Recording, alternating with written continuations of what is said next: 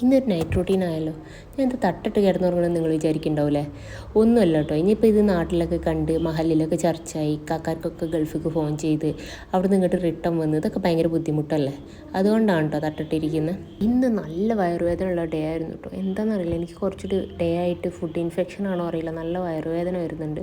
ഡോക്ടേഴ്സിനൊക്കെ കാണിച്ചിട്ട് ഒരു കുഴപ്പമില്ല എന്നാണ് പറയുന്നത്. പക്ഷെ വയറുവേദന മാറുന്നില്ല, എന്താണെന്നറിയില്ല. ശരിക്കും ഉമ്മയും ഉപ്പയൊക്കെ കൂടെ ഇല്ലാത്തതിൻ്റെ വേദന അറിയൽ പുറത്ത് ഒറ്റയ്ക്ക് നിൽക്കുമ്പോഴാണ് കേട്ടോ. ഇതാണ് എൻ്റെ റൂം കേട്ടോ. എൻ്റെ ഉമ്മ എപ്പോഴും പറയാറുണ്ട് നീ പുറത്ത് വന്ന് സുഖവാസത്തിനാണെന്ന്. എൻ്റെ ഉമ്മ എന്നല്ല കേട്ടോ, എല്ലാ ഉമ്മമാരും അതായിരിക്കും വിചാരിക്കുന്നത്. പക്ഷേ നല്ല ബുദ്ധിമുട്ടിൽ നമ്മൾ വീട്ടിൽ കിടക്കുന്ന സുഖത്തിലൊന്നല്ല കേട്ടോ ഇവിടെ കിടക്കുന്നത്. പിന്നെ എനിക്ക് നൈറ്റ് ഫുഡ് ഇല്ല കേട്ടോ. ഞാൻ നൈറ്റ് ഫുഡ് കഴിക്കാറില്ല, ഇങ്ങനെ എന്തെങ്കിലുമൊക്കെ കഴിക്കുന്ന കേട്ടോ. പിന്നെ ഇവിടെ അടുത്തൊന്നും ഫ്രൂട്ട്സ് കിട്ടാത്തതുകൊണ്ട് ഞാനിങ്ങനെ സ്ട്രോബെറി എന്തെങ്കിലുമൊക്കെയാണ് ക്യാരിയിൽ. വലിയ മാംഗോ അതേപോലെ ആപ്പിളൊന്നും വാങ്ങിക്കൊണ്ടുവരാൻ പറ്റില്ല കേട്ടോ. അത് നമുക്ക് ക്യാരി ചെയ്ത് വരാൻ ബുദ്ധിമുട്ടായിരിക്കും. എൻ്റെ കയ്യിൽ വണ്ടിയില്ല. വണ്ടി ഞാൻ ഇപ്രാവശ്യം വന്നപ്പോൾ നാട്ടിൽ വെച്ചിട്ടാണ് വന്നത്.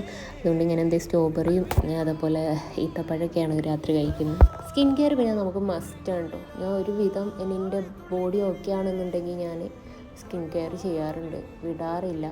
ഒന്നാമത് എന്താണെന്ന് വെച്ചാൽ ഓൾറെഡി എൻ്റെ സ്കിന്ന് ഭയങ്കര ഡ്രൈ ആണ്. അപ്പോൾ ഒന്നും കൂടി ഡ്രൈ ആവണ്ടെന്ന് വിചാരിച്ചിട്ടാണ് സ്കിൻ കെയർ മസ്റ്റായിട്ട് ചെയ്യുന്നത്. അപ്പോൾ പിന്നെ ഞാൻ പോയി കിടന്നുറങ്ങട്ടെ കേട്ടോ. ബൈ.